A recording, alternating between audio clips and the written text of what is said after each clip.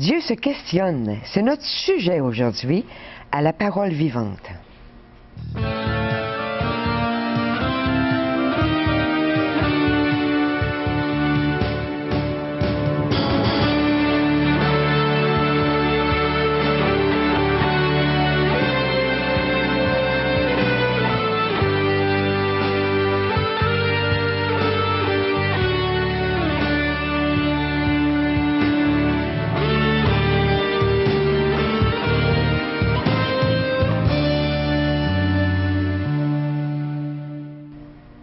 Saviez-vous que Dieu se questionne? Puis on va en savoir davantage avec notre invité, le pasteur Régent Joly. Nous aurons aussi un témoignage avec Marie-France Lamarche. Nous aurons un chant avec Peter Shannon. Et si vous avez des questions, vous pouvez nous appeler à 1-877-l'Espoir, 1-877-537-7647 ou visiter notre site web espoir.ca. Pasteur Régent, Dieu se questionne, lui aussi. C'est rempli de questionnements dans la parole de Dieu. Pourquoi est-ce que Dieu se questionne?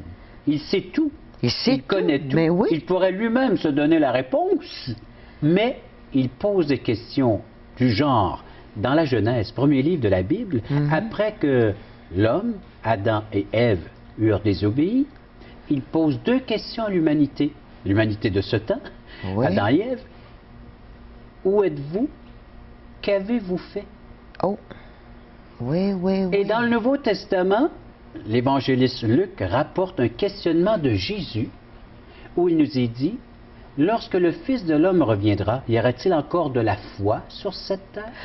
Oh, oui. Poser des questions, c'est y répondre. Oh, ça va être intéressant. J'ai hâte d'en savoir plus, hein? Mais pour le moment, nous aurons un témoignage avec Marie-France Lamarche.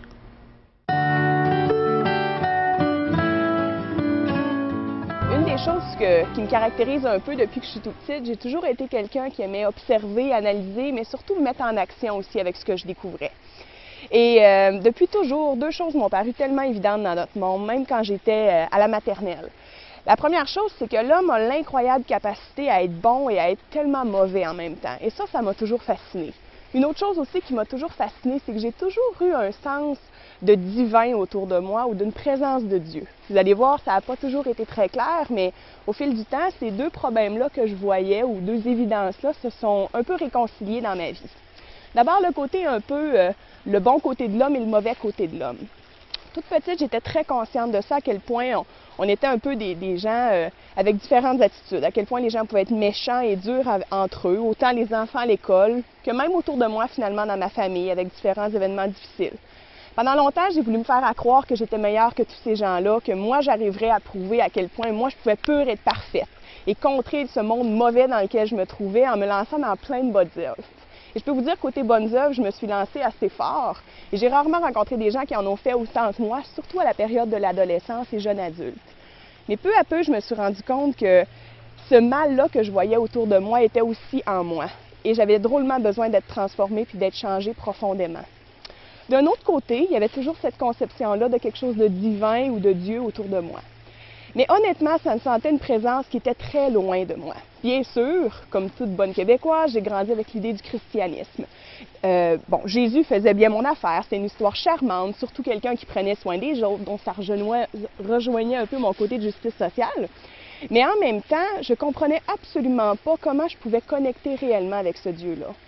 Si on m'avait demandé avant si j'avais une relation avec Dieu, j'aurais probablement dit que oui, mais je pouvais vraiment dire que c'était une relation à sens unique. Ça commençait avec moi et ça terminait avec moi. Dans le sens où c'est moi-même qui définais qui était Dieu, qui définissait aussi les termes de notre relation ensemble. Et ça commençait toujours de cette façon-là. C'est super pour un temps, parce que Dieu fait un peu tout ce qu'on veut. C'était un peu comme ma marionnette, mon petit ami imaginaire. Mais après un bout, j'avais vraiment une soif d'une relation authentique, réelle et surtout transformatrice avec Dieu. Et je ne pensais pas qu'un jour, ce conflit-là que je voyais dans la réalité humaine et en moi-même, mon besoin d'être transformée dans toutes mes laideurs et mon besoin aussi de vivre quelque chose de réel avec Dieu allait être réconcilié à travers ma rencontre avec Jésus-Christ. Il y a quelques années, alors que j'avais 18-19 ans au cégep, pleine de questions encore et de plus en plus désillusionnée face à la vie, Une de mes amies a vu sa vie tranquillement être transformée. J'ai commencé à voir comment elle arrivait à connecter avec un Dieu qui me semblait réel. Et j'avais de plus en plus soif de ça. Et elle m'a mis simplement au défi de relire la Bible. Et je vous dis, j'ai vraiment commencé juste par orgueil pour lui montrer que j'en saurais autant qu'elle. Mais je ne pensais pas qu'un livre aussi vieux que ça, de plus de 2000 ans, allait bouleverser mon existence. Je peux vous dire que ce jour-là, j'ai eu l'impression d'ouvrir pour la première fois de ma vie le journal intime de Dieu. À travers ça, Dieu enfin se révélait à moi. C'était lui qui déterminait les termes de qui il était, de notre relation, de comment il me voyait. J'ai appris des choses qui ont bouleversé ma vie dans ce livre-là qui est devenu le trésor le plus important pour moi maintenant. J'ai appris d'abord que lui aussi voyait à quel point notre monde était terrible, à quel point on avait une capacité à faire le bien, mais aussi le mal, et qu'il en était bien conscient et était loin de fermer ses yeux à cet aspect-là de l'humanité. J'ai aussi compris que Jésus ne l'avait pas seulement envoyé juste pour nous montrer le bon chemin à suivre, mais c'est un bien meilleur chemin qu'il voulait nous montrer que juste une vie morale. Il voulait nous montrer le chemin qui allait nous conduire jusqu'à lui, qui allait nous laver, nous purifier de toute cette laideur que moi je voyais en moi, et qui allait me permettre de vivre de quoi d'authentique et vrai avec lui. À travers Jésus, je pouvais être pardonnée, réconciliée avec Dieu et vivre une vie nouvelle et abondante auquel j'aspirais depuis que j'étais toute petite. Un jour, devant tous ces faits-là que je découvrais, j'ai dû vraiment me mettre devant Dieu puis dire, est-ce que je crois à tout ce que je découvre sur toi? Est-ce que je te prends tel que tu es? Ou est-ce que je continue encore à te former comme ma petite marionnette? Et découragée et désabusée de ma vie jusqu'à ce moment-là, j'ai dit, ça y est, j'abandonne et je t'accepte comme tu es. Et je dis oui à une relation transformante et changeante avec toi par ton fils qui s'est sacrifié pour moi. Ça a été un tournant majeur dans ma vie. J'avais 18-19 ans. Ma vie n'a plus jamais été la même. D'abord, je savais d'où je venais, qui j'étais et où j'allais. J'avais l'assurance d'être avec Dieu pour l'éternité, non pas seulement pour tout ce que j'avais fait de bien dans la vie, mais simplement parce qu'il m'avait assez aimé pour sacrifier ce qu'il y avait de plus précieux pour que je puisse être reconnectée avec lui pour le reste de ma vie. Mon cœur a été changé. J'avais besoin de ce changement intérieur-là profondément. J'ai commencé à laisser de côté ce côté si mauvais-là. J'ai laissé Dieu le changer et tranquillement m'épanouir davantage à l'image de Jésus. Et plus important encore ça, moi qui voulais transformer le monde et changer et agir, j'ai trouvé que la meilleure façon de le faire, ça a été en permettant à d'autres personnes autour de moi de découvrir ce que c'est une relation profonde, authentique et transformante avec Dieu à travers Jésus-Christ. Et je vous dirais que maintenant, c'est ma plus grande passion de faire découvrir ce que j'ai découvert avec Dieu aux autres jeunes et moins jeunes Québécois et de partager cette passion-là d'une vie changée et transformée pour l'éternité.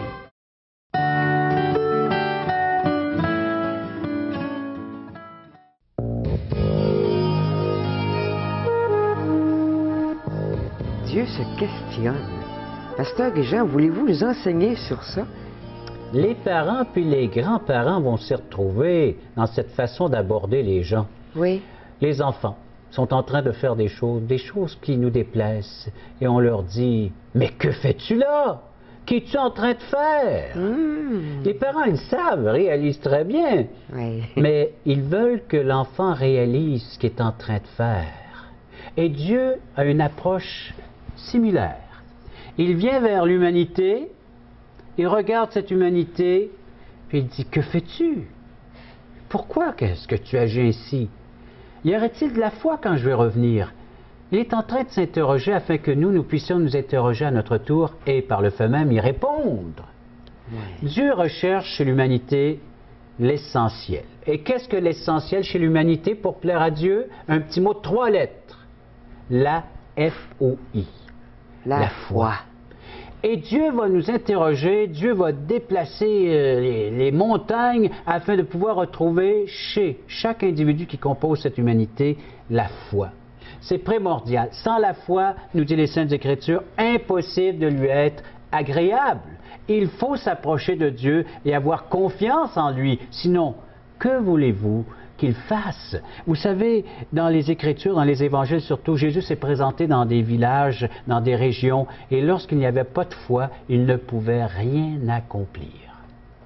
Non parce qu'il n'était pas puissant ou tout-puissant, il aurait pu, mais il voulait rechercher ce qui lui était agréable chez ces gens-là, des gens qui avaient confiance en lui. Et c'est la même chose de tous les jours. Si on ne fait pas confiance aux gens, comment voulez-vous qu'il se passe? Supposons que vous allez porter l'auto à un garagiste. Vous n'avez pas confiance au garagiste. Est-ce qu'il peut réparer la voiture? Oui. Vous allez chez le médecin, vous n'avez pas confiance au médecin. Est-ce qu'il peut justement parler de votre état? de santé.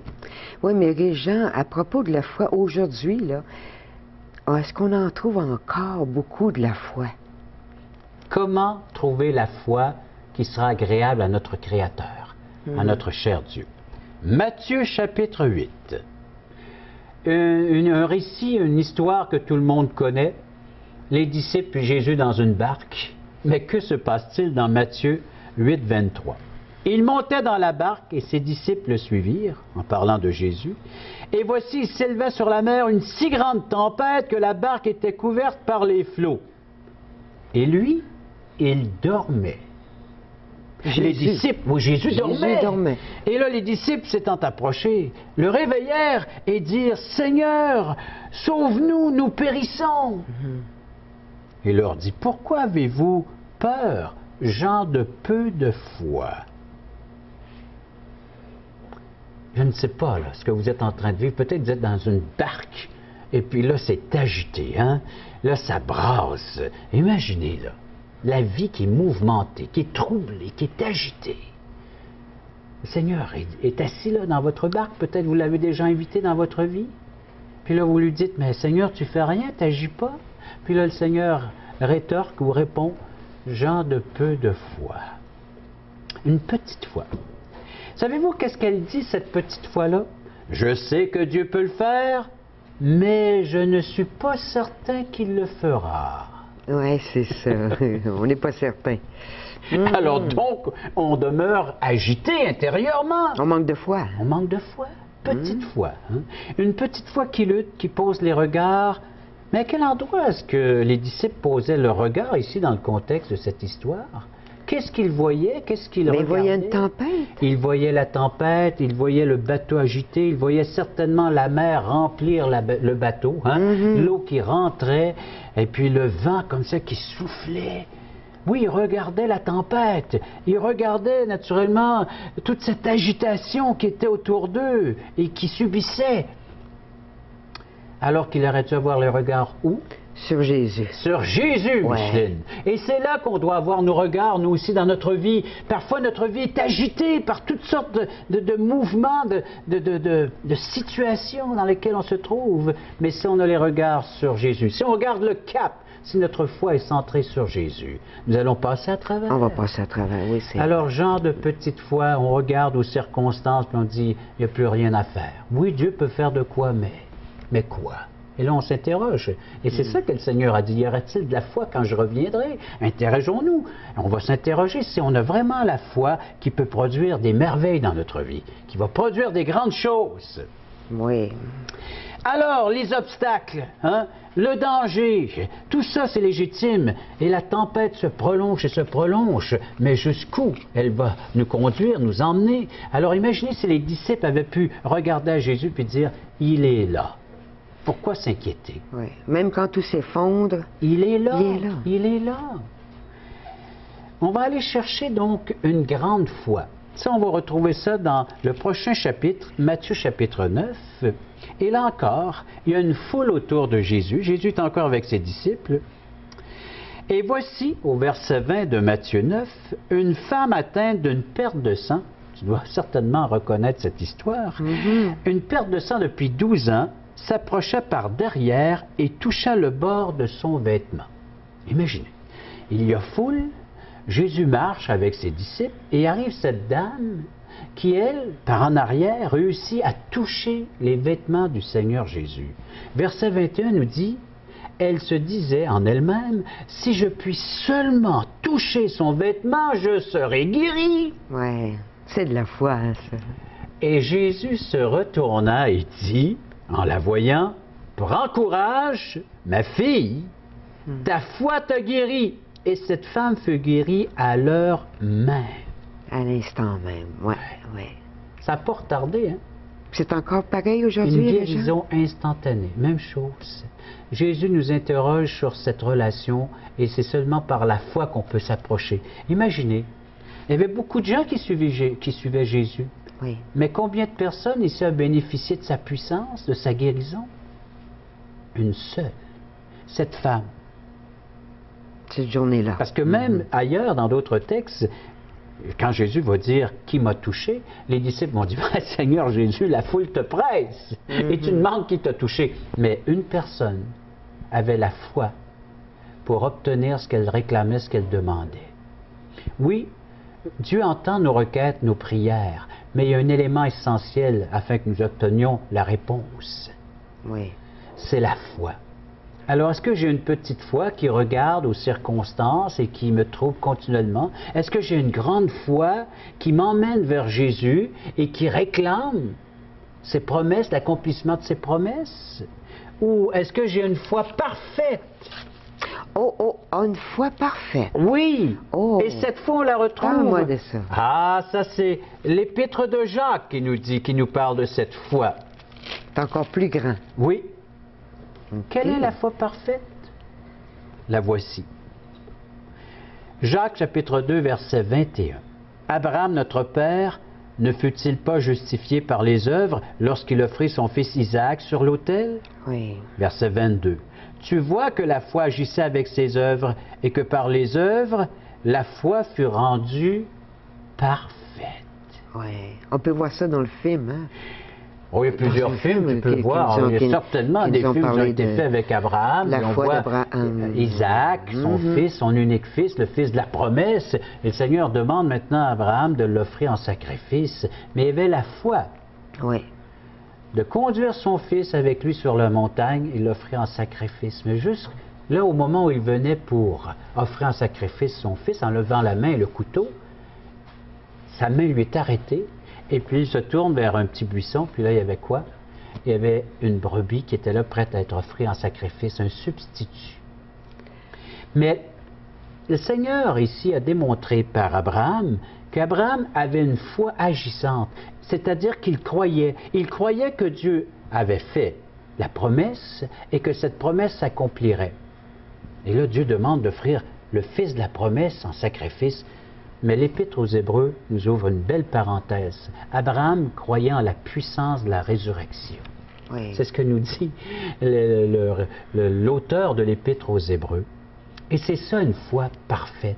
C'est-à-dire une foi qui est en harmonie avec ce que Dieu a dit et mes œuvres qui vont maintenant accomplir, qui vont honorer cette foi.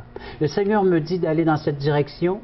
Je m'en vais dans cette direction-là. Le Seigneur me dit d'accomplir telle œuvre, j'accomplis telle œuvre. Et ça, c'est la foi qui obéit. C'est la foi obéissante, la foi parfaite. Elle transforme les choses décourageantes pour lesquelles nous prions en une belle occasion pour servir Dieu. Est-ce qu'on peut lui demander de la foi au Seigneur? La Bible nous dit de demander de la foi. Comment alimenter notre foi? Comment la faire grandir? Bien, il va l'affermir. Vous savez, c'est comme des muscles.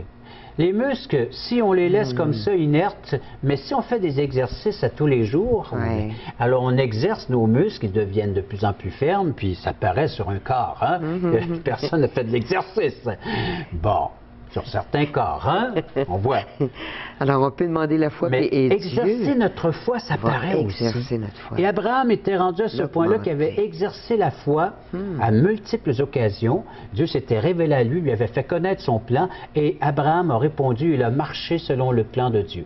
Il a quitté d'abord sa famille, après ça, Dieu lui a encore promis un pays, il a promis qu'il serait béni, et puis aujourd'hui, bien, tous ceux qui ont la foi véritable, la foi parfaite, qui est ancrée en la personne de Jésus, sont des fils d'Abraham, nous dit les Saintes Écritures. Il est le père de tous les véritables croyants, nous dit l'apôtre Paul dans ses écrits. Alors donc, tu peux avoir une petite foi qui va vaciller ici et là, et qui sera remplie d'angoisse, turbulence, ainsi de suite, hein? Ou une grande foi qui croit dans les promesses, ou la foi parfaite, c'est-à-dire une vie maintenant qui va accompagner cette foi. Tu vas marcher selon l'accomplissement des promesses, selon la parole de Dieu. Et ça, c'est la foi qui nous fait combler les bénédictions de Dieu dans notre vie. Les gens vont voir qu'on honore Dieu par notre manière de vivre. C'est le résultat, la solution de Dieu pour une vie réelle, afin qu'il devienne réel dans notre vie. Dieu est avec nous dans toutes les circonstances de notre vie. Mais maintenant, c'est à savoir, qu'allez-vous en faire? Dieu a dit, y aura-t-il de la foi quand je reviendrai sur cette terre? C'est à vous de répondre, et c'est à vous maintenant de constater que oui, quand Jésus-Christ reviendra, il y aura la foi la foi qui va l'honorer, la foi qui lui est agréable dans ma vie. Parce qu'à partir d'aujourd'hui, je prends la décision de me nourrir de cette parole, de ces promesses et d'y accorder en harmonie ma vie. Je dépends maintenant de cette relation avec Dieu. Ce qu'il va me dire, c'est ce qui va dicter ma vie. C'est ce qui va faire maintenant que les gens vont voir que j'ai confiance. Ça paraît que les gens qui ont une confiance, ça paraît ça. Oui. Ça se reflète dans leur comportement, dans leur vie. Micheline, toi, tu as une vie en harmonie avec Dieu depuis combien de temps? Depuis 15 ans. Ça fait 15 ans. Que tu as placé ta foi dans les Saintes Écritures. Tout à fait. Et on invite nos téléspectateurs à faire de même aujourd'hui. Oui, oui, oui. À lire les Saintes Écritures, à y découvrir le merveilleux plan et à adhérer à ce plan. Avoir une vie remplie. Oui, les gens qui construisent des maisons, là, ils ne construisent pas ça à peu près. Hein. Il y a un architecte qui a fait un plan, oui. Puis on le suit à la lettre. Ils ne mettent pas des bouts de tuyaux puis des briques comme ça sur un tas, puis ils disent « Bon, là ta maison! » Ils ont suivi un plan. Alors Dieu nous a laissé un plan et à nous maintenant d'y adhérer par la foi. Merci beaucoup, Régent. C'était vraiment intéressant. On en connaît encore davantage sur la foi et les questionnements de Dieu. Nous aurons un chant cette fois avec Peter Shannon. Je vous invite à l'écouter.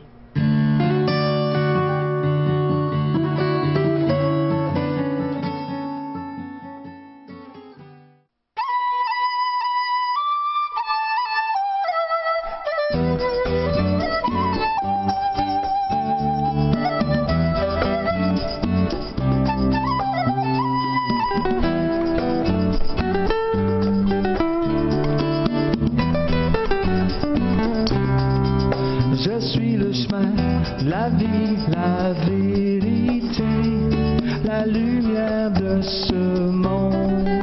Je suis le chemin, la vie, la vérité, la lumière de ce monde.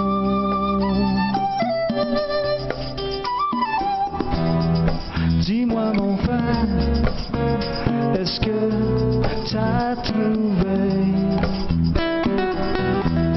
ce que ton cœur a toujours recherché? Connais-tu le vrai bonheur? As-tu la paix dans ton cœur?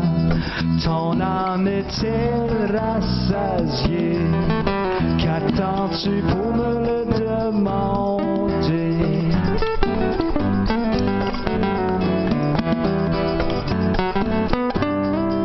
Je suis le chemin, la vie, la vérité, la lumière de ce monde. Dis-moi ma sœur, ta vie est-elle comblée? J'ai vu tes pleurs et toutes tes peines cachées. Ton cœur est-il déchiré par les brisures de ton passé? Crois-tu encore à l'amour, un amour qui durera toujours?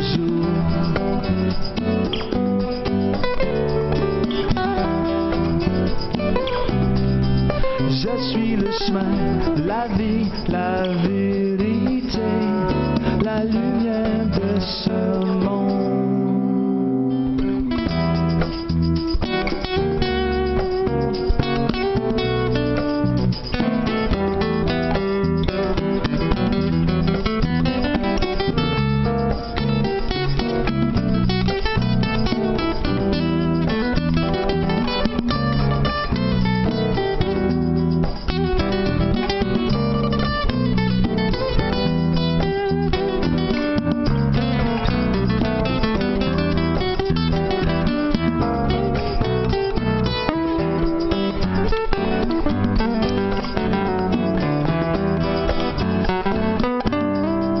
Je suis le chemin, la vie, la vérité, la lumière de ce monde.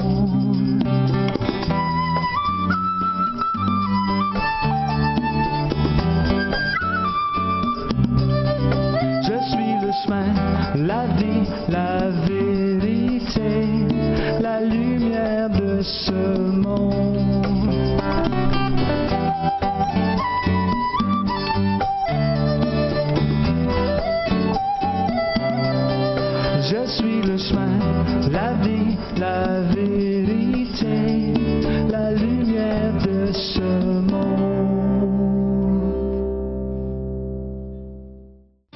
vivante vous invite à participer à l'un des nombreux merveilleux déjeuners de l'espoir. Ces déjeuners ont lieu dans plusieurs restaurants réputés de la région et vous sont offerts gratuitement. Venez entendre le témoignage d'une vie transformée par la puissance de Dieu. Pour connaître les détails concernant l'endroit, la date et l'heure pour votre région, composez le 1-877-537-7647 ou notre site web www.espoir.ca.